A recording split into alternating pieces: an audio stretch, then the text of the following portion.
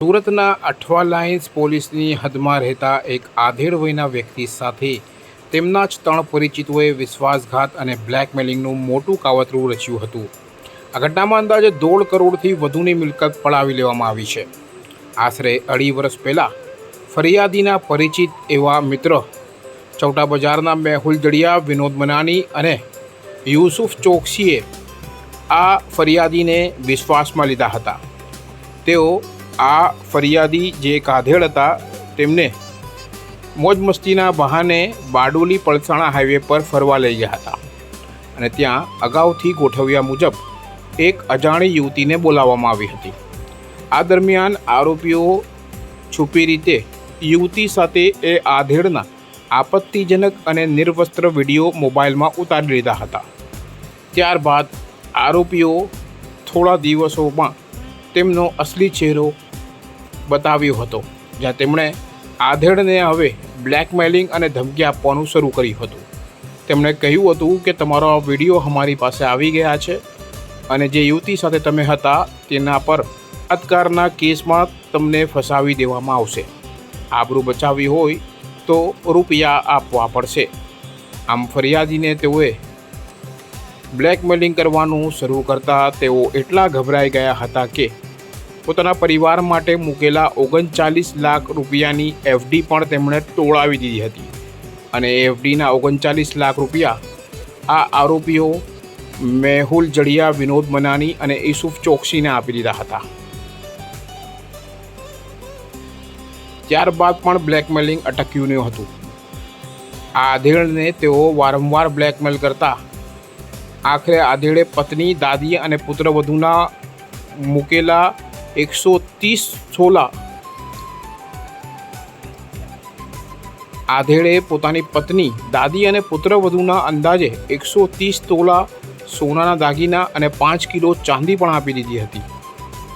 ત્યાં સુધી આરોપીઓ એટલા શાતિર પણ હતા કે આ આધેડ એમને આ બધી વસ્તુ આપી રહ્યો છે તે તેના પરિવારમાં કોઈને ખબર ના પડે તે માટે તેણે આ તમામ દાગીનાઓના અસલી ફોટા લઈ લીધા હતા અને એવા જ હુબહુ નકલી દાગીના બનાવ્યા હતા.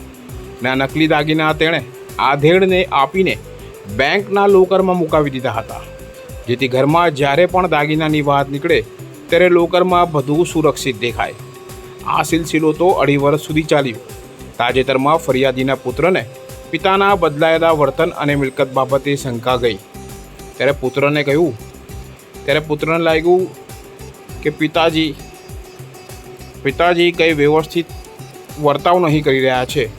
ત્યારે પુત્રએ આ અંગે આ સમગ્ર ઘટનાથી પુત્ર વાકેફ થઈ ચોંકી ઉઠ્યો હતો અને તે આ આરોપીઓ સુધી પહોંચ્યો હતો અને આ તમામ વસ્તુઓ પરત કરવા માટે માંગણી કરી હતી, જ્યાં આરોપીઓએ આ પુત્રને પણ જાનથી મારી નાખવાની ધમકી આપી હતી.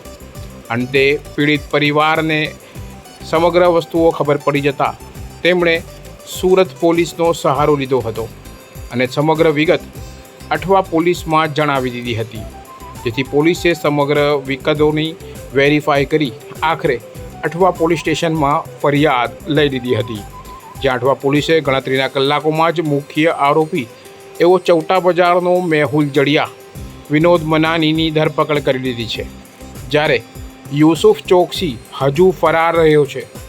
તપાસમાં બહાર આવ્યું છે કે આરોપી મેહુલ અગાઉ પણ હપ્તાખોરી અને અનેક વિવાદોમાં સંડોવાયેલો છે. આ ઘટના સુરતીઓ માટે લાલબત્તી સમાન છે કે પરિચિતો કે મિત્રો પર અંધવિશ્વાસ મૂકવો કેટલો ઘાતક સાબિત થઈ શકે છે.